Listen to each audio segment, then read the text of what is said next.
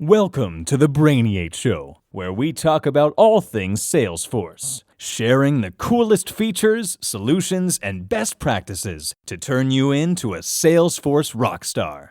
Here's your host, former attorney turned Salesforce consultant, trainer, and MVP, David Giller. In this episode, we hear from Salesforce admin, consultant, and Cleveland Women in Tech group leader, Amy Oplinger. Amy walks us through her career path, pivoting from stellar sales rep to awesome Salesforce admin. Amy also gives us a glimpse into the notorious GIF SQUAD and how she connected with other influencers in the Salesforce community. Amy, welcome to the podcast. How are you? I'm great, David. Thank you so much for having me on.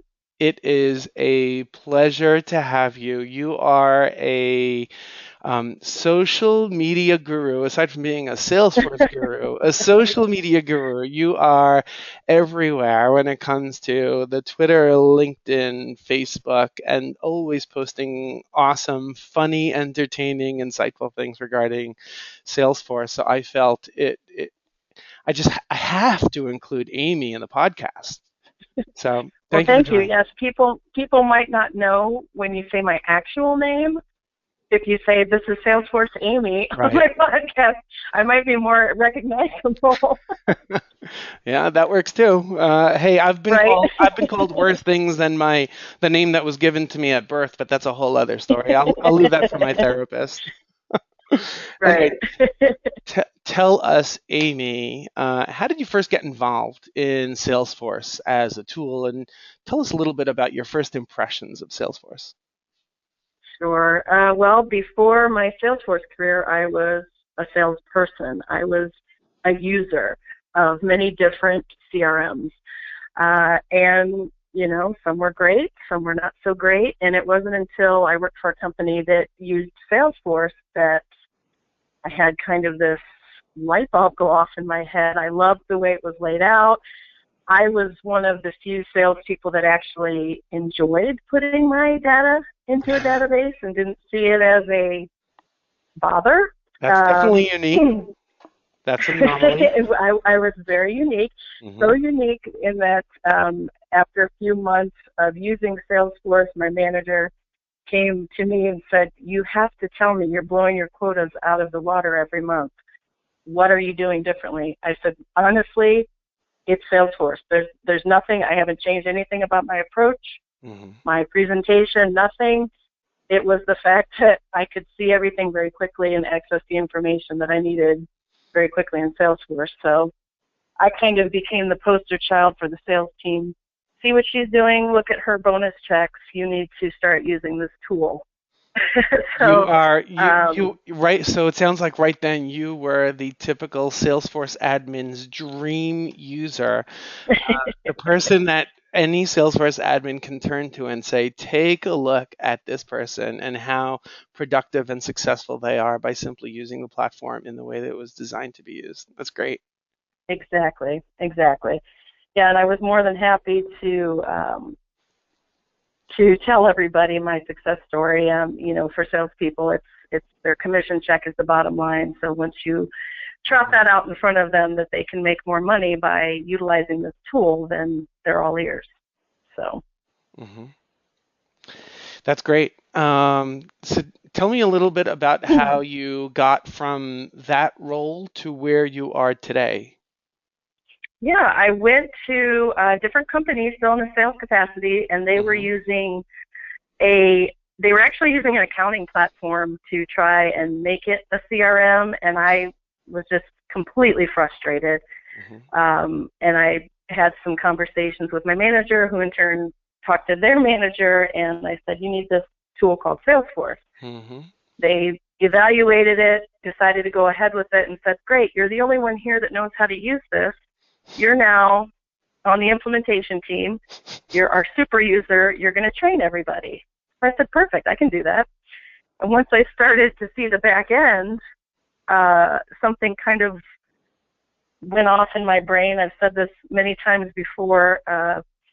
It kind of scratched an itch that I didn't know existed in my brain. And it was right then I knew, oh my gosh, I want to do this. I don't want to sell anymore. I just want to play in here. And so that's how I got involved in the Salesforce path. I pursued admin jobs after that. My sales job, luckily, allowed me to be a /admin. I was sales and /admin. And after a while, I wanted to be a full-time admin, so I just kind of put my resume out there. And within a day, I was contacted by a recruiter. And within 2 weeks, I was on a 7-month project at GE Lighting for my very first Salesforce official job. GE Light, I didn't know that. You know, I came from GE Capital. Oh, very good. Yep, I was up in East Cleveland for 7 months. Wow. Wow, good for you. Good for you. Yeah, it was a great experience. I met my my Salesforce mentor who helped me learn a great deal of things there. So it was a wonderful experience. And I'm sure you also learned just being exposed to the GE culture that when it comes to project management, GE style, they don't take it lightly. Very strict. Typically very strict, rigorous, document-heavy structure for what are the deliverables and what are the testing plans and how we're rolling it out. And we don't just turn it on in production and run out the door. We've got to make sure the users know what they're doing. So I'm guessing that it gave you a far more rounded experience that you may or may not have had before with regard to rolling out a project within that type of enterprise environment. Yeah, you're exactly right. It was very regimented. I mean, we had meetings about the meetings about the meetings. So it was a lot of collaboration amongst departments, and I'm going to be honest, I was scared to death my first month there because I thought, oh my gosh, what did I get myself into? This was like the big time, you know. I had not been exposed to that sort of rigor, like you said, but I found that I excelled at it, and it was a great learning experience. It taught me a lot about, like you said, about project management, how they roll things out, and to make sure that all the stakeholders are involved, and to really meet with the departments and figure out how you fit into this project, what we're doing, how we can, work together and make everybody happy. So that's great. That's awesome. I'm so excited for you. That's great. Thanks.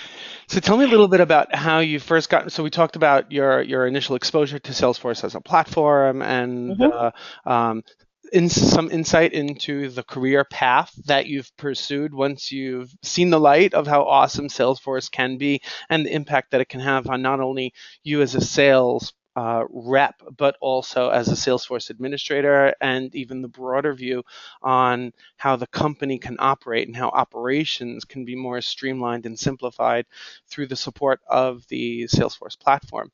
Now, tell us a little bit, we're going to pivot a little bit, and tell me a little bit about your involvement in the Salesforce community. I know that you're very involved in the Salesforce, aside from the social media presence, you're very involved in the Salesforce community in several capacities. Tell us a little bit about that. Sure. Well, I had no idea about the community, obviously, when I started my journey, but I started seeing that on the success community, people were talking about Twitter. And the more I talked to people, the more I found out if you're doing Salesforce, you need to be on Twitter. So in June of 2015, I started my Twitter handle.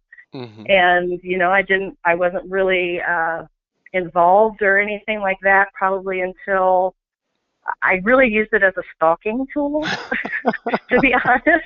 I used it to stalk my Salesforce idols, and it helped me, make my list of people that I wanted to meet at my very first Dreamforce, which was 2015 was my first Dreamforce. So I had my list of, people that I wanted to meet, and I got that all from Twitter. So that was kind of my first dip into the community. While I was at Dreamforce and meeting everybody in person, that just really brought everything home to me. And I thought, oh my gosh, this is where I want to be for the rest of my life. I love these people. They're all, it's even like meeting people for the first time. I remember the first person that I wanted to meet was Christy Guzman. Mm-hmm. And I very sheepishly sent her a direct message on Twitter, like, would you like to have breakfast with me at Dreamforce? I understand if you're too busy, because to me it was like, she was Michael Jackson and I was just some fan. So she very graciously met with me, and she was like, oh my God, I can't believe somebody wanted to meet me. So she was, equally taken aback.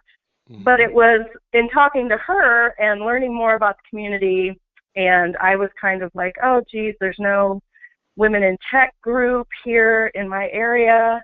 And she just looked me dead in the face and said, start it. I thought, oh my gosh, I haven't been involved that long. I couldn't possibly do something like that. And then someone else that I met at Dreamforce, Toya Gatewood, we had the same conversation, and I was talking about women in tech. She looked me in the eye and said, start it. I said, okay. So I came home from Dreamforce with that action item. I was going to apply to be the Women in Tech User Group leader here. Went through all that and was approved. So I started the Cleveland Women in Tech User Group back in November of 2015. And then, of course, Twitter took off, and, that's a side job for me, being Salesforce Amy on Twitter. And so, yeah, I love social media. I love how you can immediately contact the people that you want to. These people are my friends now, the people that I looked up to. There's people that now are looking to me and saying, hey, I want to meet you, which I'm shocked by. Right. So it's this community. It's like I said at my first Dreamforce, this is where I want to be.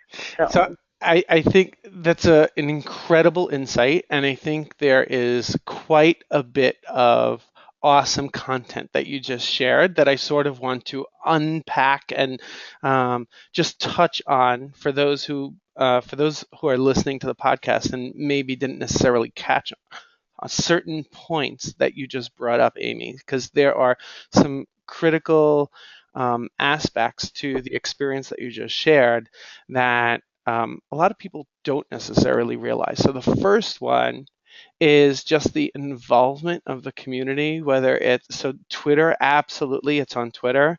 But I know that you've also experienced the same thing on other social media platforms, which really is the openness and community, sense of community, the approachability of different people, the willingness for people to help and share, whether it's a problem or insights or this really cool new feature, check it out, or this really cool new app or Google Chrome plugin that relates to so-and-so.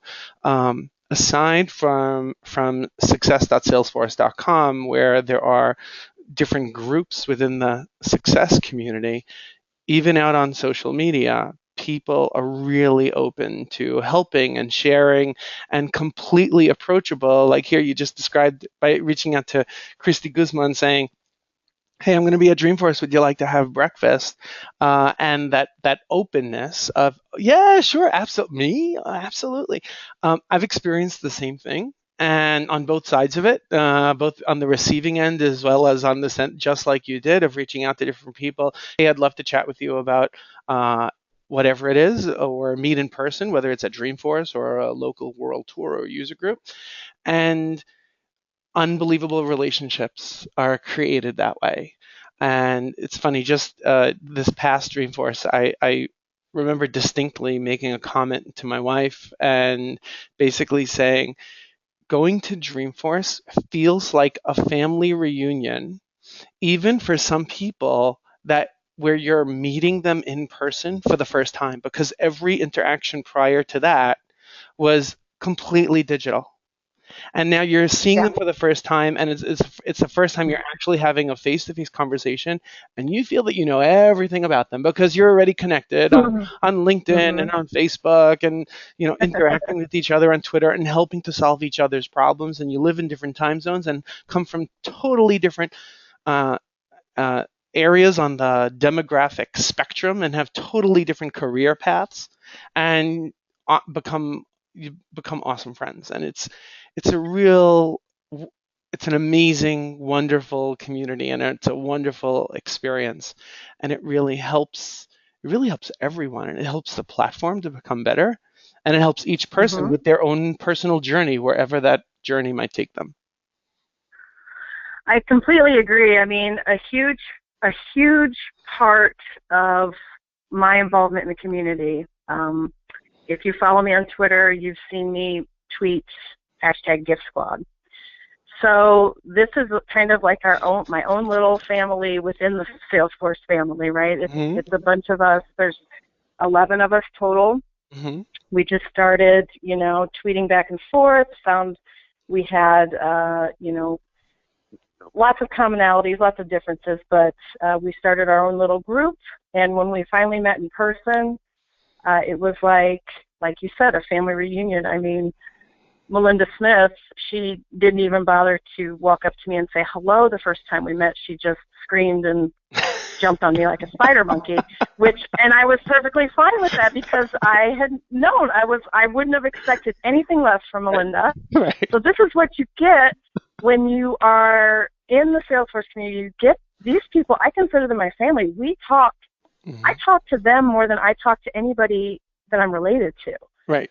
Every day, all day long, about everything. Right. On multiple platforms, and especially Melinda. She and I are the most chatty, but the GIF SQUAD, we are constantly in contact all day long, whether it be on Slack or our DM group on Twitter. So this is what you're getting into, and this is what I think is so fascinating about Salesforce. I mean, if I was an expert in Excel, I shouldn't probably use that as an example, but I don't think that if I was an expert in Excel, I'd have a community backing me and people that I could call my friend when I'm having a non-Salesforce related issue. You know what I mean? So this is what you get with the Salesforce community. This is what makes it so unique, so wonderful, and people often say, oh, you drank the blue Kool-Aid. Well, yes, I have a lifetime supply of it, I hope. So, yeah.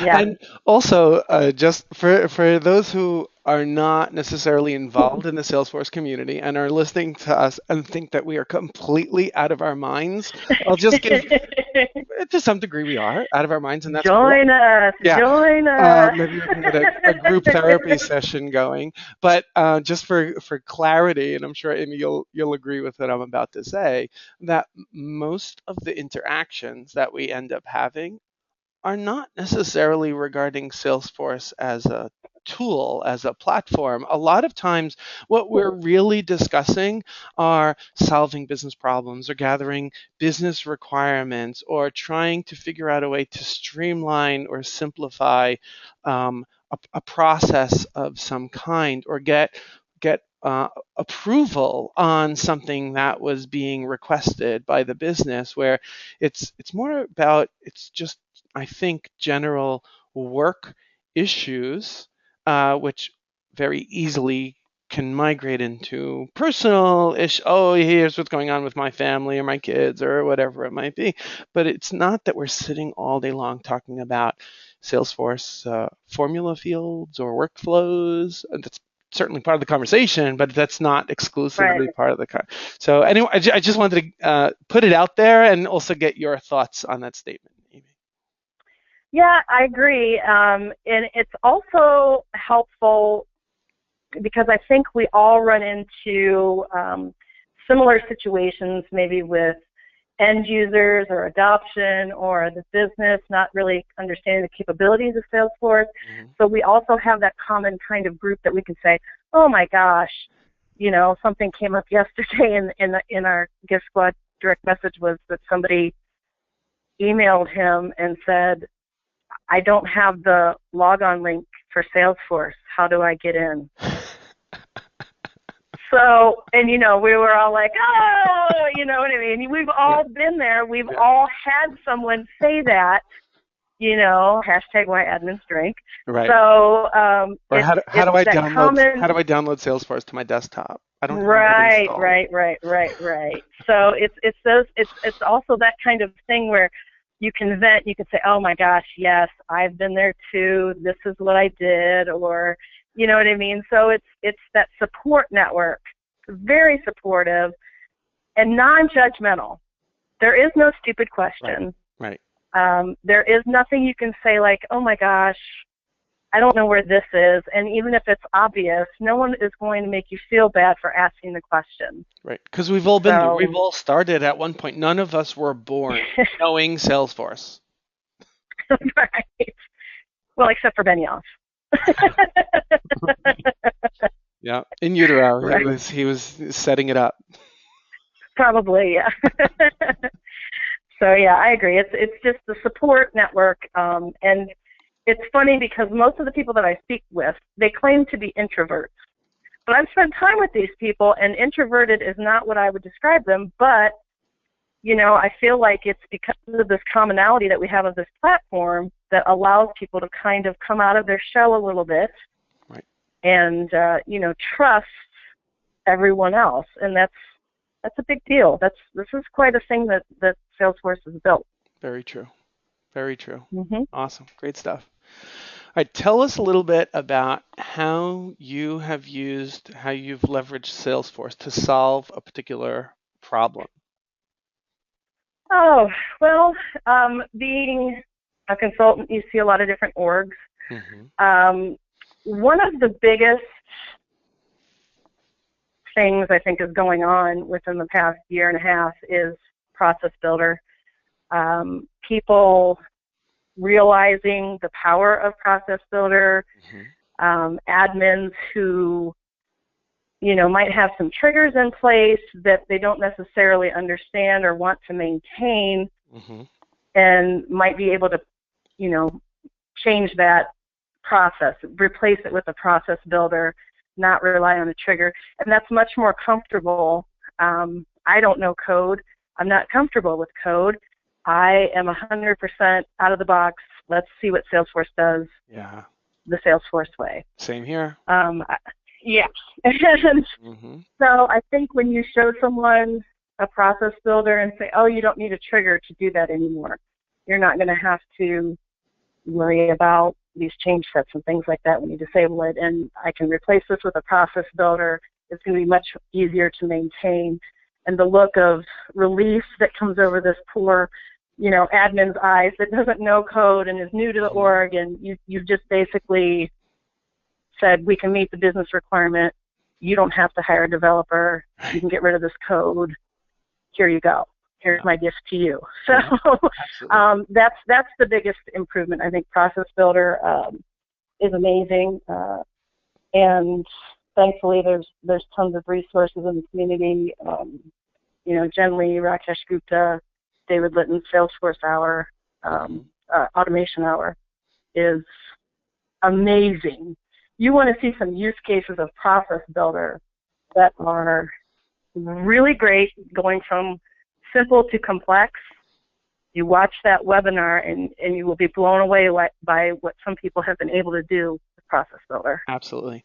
And by the way, for those who are listening who are not familiar with what Process Builder even is, I'll describe it as a feature within Salesforce that allows an admin to set up certain rules, certain criteria, certain logic, that if the following things present themselves within Salesforce, if, let's say, an opportunity in the stage field equals X, Y, or Z, or a contact or an account has any of the following attributes saved on it, then the following should happen. And there are a multitude of options available, and some of the things that you can do with Process Builder is you can update a record. Either it could either be the record that caused the trigger in the first place, or it could be another record related to that record.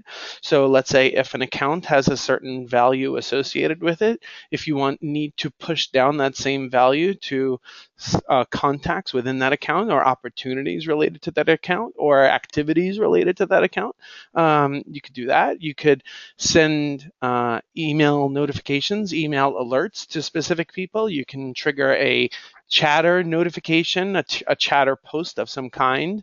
I often set that up as, I refer to it as a quote-unquote gentle reminder. So let's say, for example, an opportunity or a case is sitting somewhat dormant, collecting dust, and no one is moving on it. And so it hasn't been modified, nor has an activity been logged against it, to send a gentle reminder to the record owner, opportunity owner, or the case owner by posting a chat or message tagging that record owner saying, by the way, looks like nothing has happened on this record in the last 30, 60, 90 days. Maybe you want to take a look at it and close it out. So Process Builder, with Process Builder and a little bit of creativity, you could be incredibly powerful without writing a single line of code. Awesome, awesome stuff. That's a great example, Amy. Yes. Thank you. Thanks. Tell me a little bit about apps, your favorite apps. Tell me, so for those who are not familiar with the App Exchange, similar to the iTunes App Store or the Google Play Store, Salesforce has the App Exchange, where you can find lots of different third-party apps that can be installed within Salesforce and further expand on the functionality. So Amy, tell me a little bit about two of your favorite apps on the App Exchange and why you think they're your favorite. Sure.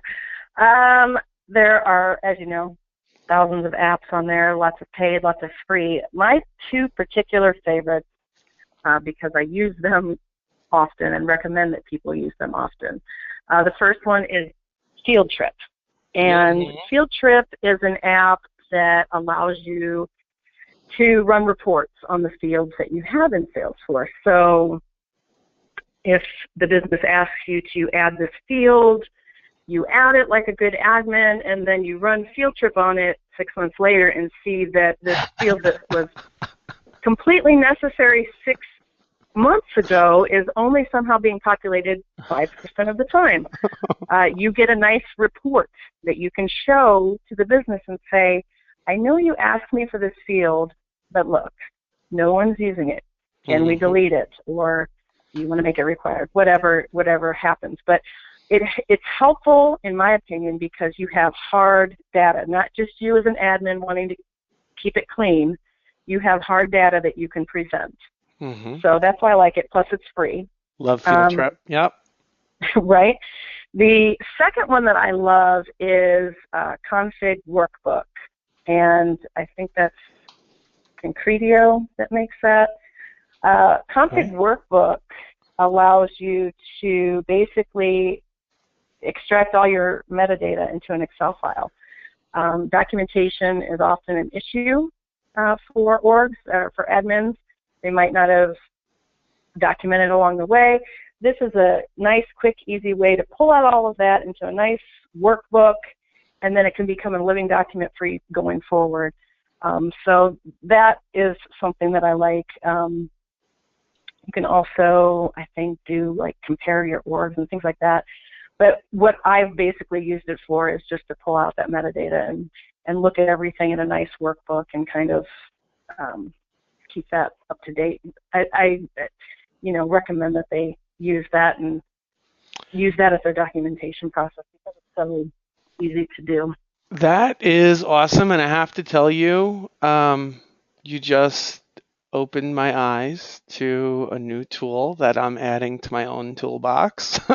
I did not Field Trip. I love Config Workbook. I've never been exposed to it, never heard of it. I just, as you're chatting, I just found it on the App Exchange. I'm going to include the links to both of these apps in the show notes for this podcast, and I'm definitely going to be using it because that is incredibly helpful. That's great. Perfect. Awesome.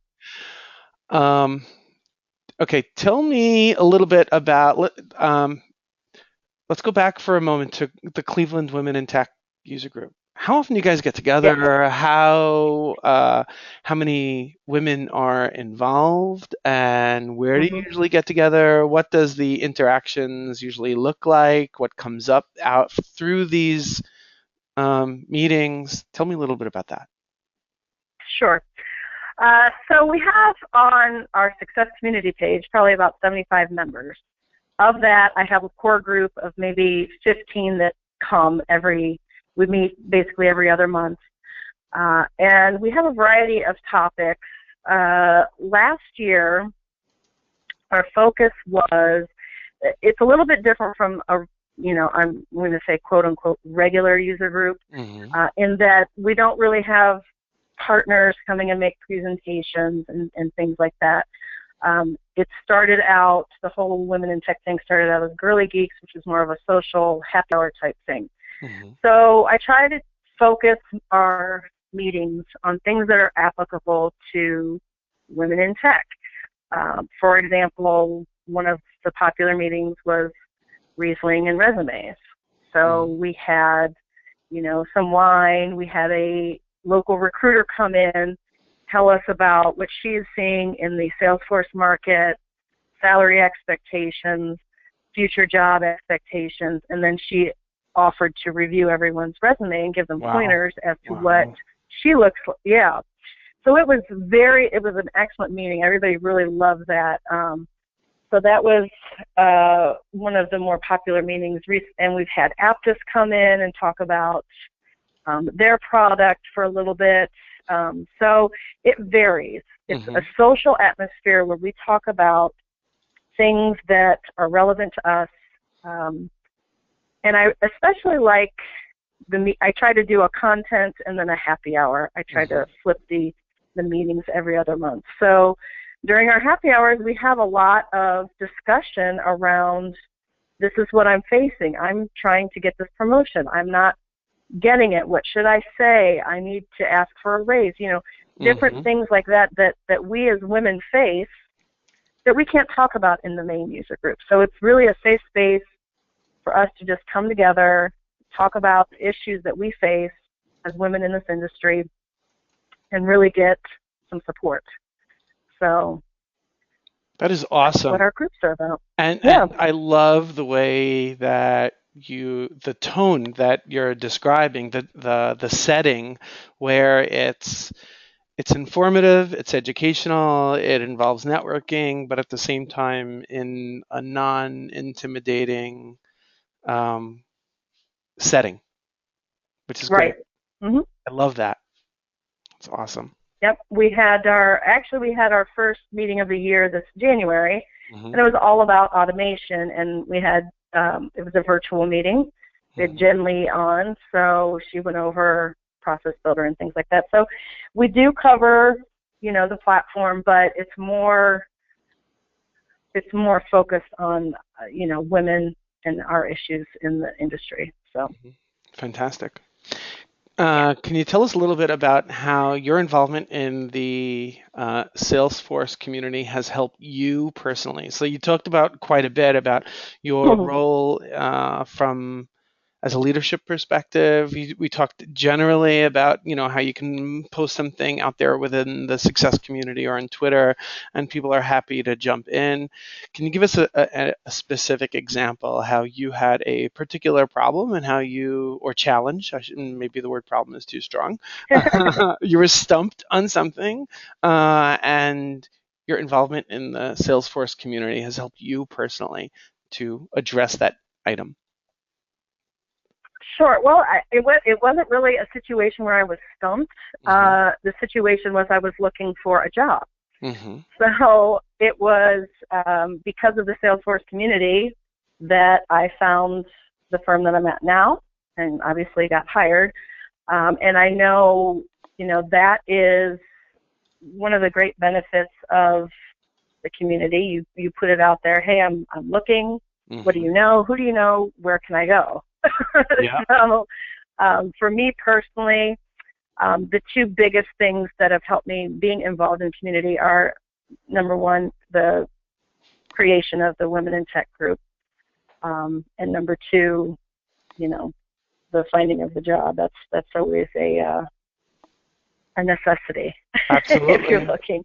Yeah. So the support and the contacts that you make, and there are so many people that you meet that know other people, so you can always get introduced. If I don't know, people ask me all the time who's hiring. If I don't know personally, I'll say, hey, who's hiring? And I'll get a bunch of, tweets or direct messages about it and refer that person. So it's a really good network to to have in your back pocket when you're job hunting, for sure. Without a doubt, I could not agree more. And I'll tell you, as a user group leader myself, so I'm a user group leader for the New York City Salesforce user group, as well as a Northern New Jersey user group. And we try on a regular basis that anytime we have an in-person meeting, we try to sort of call out within the user group meeting any 3 people who are looking for a job to, if they feel comfortable with it, to get up and they have about a minute to just talk about their skill set, the type of role that they're looking for, the type of responsibilities that they are comfortable with. And then after those 3 people introduce themselves to everyone, we ask for if there are any 3 people within the audience that are looking to hire within their own organization. And that by itself sets the tone in a dramatic way, sets the tone for everyone in the room that like, oh, wow, we could really help each other. And it has nothing to do with the people facilitating the user group meeting. Very good. I like that idea. Yeah. So I'll be the first to say the idea came from Cheryl Feldman, co-leader for the New York user group, the Salesforce queen, I like to call her. So it totally came from her, and I just decided to run with it. As I created the Northern New Jersey user group, I implemented the same thing there, and everyone loves it. Cheryl was one of the people that I stalked at Dreamforce 15 and tracked her down in an elevator, so she was literally in an enclosed space and could not escape me. Well, I begged her to take a picture with me. As long as she did not have to get a restraining order, it's all good. Right. I was cool, but sweet. You know, it was a long day. So I appreciate the fact that she took a picture with me and, you know, managed to put up with my spassiness. Cheryl is awesome. Absolutely awesome. Yeah. All right, so tell me, Amy, if you had one piece of advice, if you could give any one piece of advice to someone who is relatively new in the world of Salesforce, what piece of advice would you share with them? Take a deep breath, relax. You have a community here to support you. Reach out to them. Be yourself when you do reach out to them. And you will go farther than you could ever imagine. I think it's easy for some people to get overwhelmed coming into this field. There's people that have been in it for 10 years that are still overwhelmed. It's an overwhelming platform. There is a great deal to know. None of us is the expert that you think we are. We all have our shortcomings. There are aspects of Salesforce that you think somebody that's been working on the platform for 10 years knows like the back of their hand, but they don't, or they have questions on. We're all constantly learning, and as long as that new person keeps that in mind and reaches out and builds their community, I think that's the best piece of advice that I could give. We're here for you, we can support you, and we can get you through whatever you might be facing. Yeah, absolutely. Those are fantastic words of wisdom. I couldn't agree more. Yeah, we're all here to help, and really one step at a time. And sort of like I mentioned earlier, none of us were born knowing Salesforce, so no one can really claim that they know that much more than you. And you know what? If someone happens to be a little snobbish about it, there are lots of other people, thankfully, within the Salesforce community that are happy to help in a non-judgmental way whatsoever. Yeah. It's great. And I'm not going to lie, it has happened. It does happen. There are, some people that aren't as enthusiastic about the community as some of us are. So when you run into that, then pivot and find someone who is. Yeah, 100%. So, yep. Absolutely true. All right, Amy, thank you so much for joining us on the podcast. I really appreciate it. I'm going to let you go ahead and be the Salesforce rock star that you are. In the meantime, I just wanted to share my appreciation for for you sharing your words of wisdom with our listeners. And I hope to have you back on the podcast at some point in the not too distant future, so you can share any other updates and new words of wisdom, and even how some stories how your own career has evolved over time within the Salesforce community. So thank you so much, Amy. Well, thank you, David. I appreciate it. Can't wait to hear it. Yeah, my pleasure. I hope you enjoyed this episode of The Brainy 8 Show. Don't forget to check out the show notes for links to any resources referenced in this podcast. Also, don't forget to head over to brainy8.com to subscribe to the Brainy 8 blog, where I regularly share Salesforce-related tips and tricks to help you become a Salesforce rockstar.